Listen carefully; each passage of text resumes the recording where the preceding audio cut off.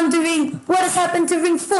Why is starting Ring 5? Hey, why is this video so bad? Ring 4 is actually just being made in the background, and I really wanted to start Ring 5 because I have some really good ideas and a really good idea for a theme.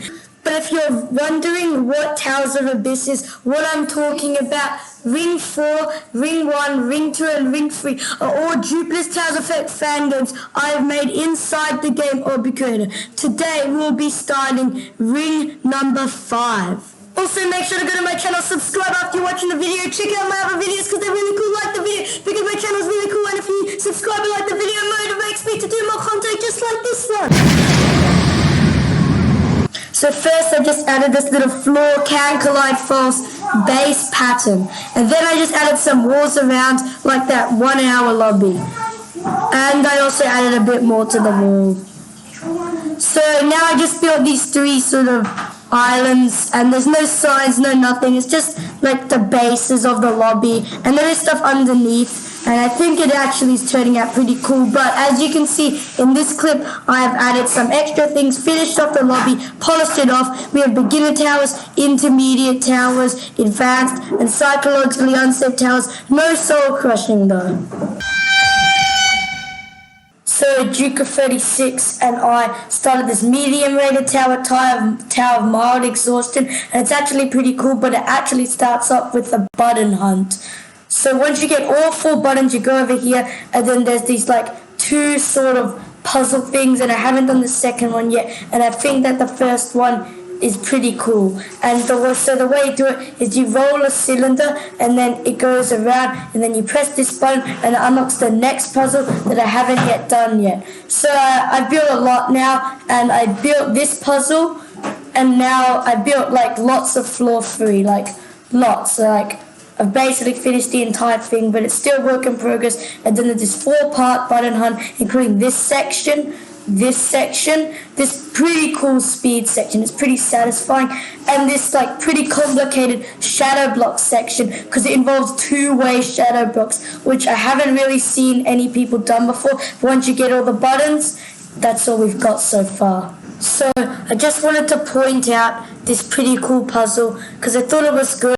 So basically, the idea is you have to press the buttons in a correct way to get it to hit the red button. So what you have to do is you have to wait until the ball balances over the white platform, activate the white platform, and then it activates these platforms over here. And it's actually a really cool idea. But I actually did end up changing the tower from medium to hard because it just got out of hand, the difficulty, and I just realized it got way too hard, but it's finally finished. This actually took forever. So Juka made this little wind room, and I added this like tower showcase, so I'm going to put like a mini version of all the towers here, and you can read the sign, and it made like a walk of victory with epic gamer music.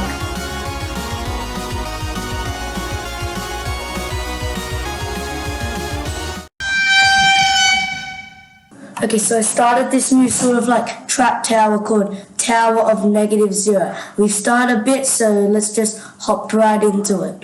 Okay, so I added this sign, and the sign basically tells you that exclamation mark senses a trap sort of nearby. It could be anywhere, it's just a clue. And question marks sort of give you a hint where to go. So here's another trap, and if you're wondering why the tower is called Tower of -0, is -0 a number? Have you ever heard it in maths? Does it make sense? No, it doesn't make sense. Oh yeah, that's a trip part. So that's why I called it that. Traps normally don't make sense.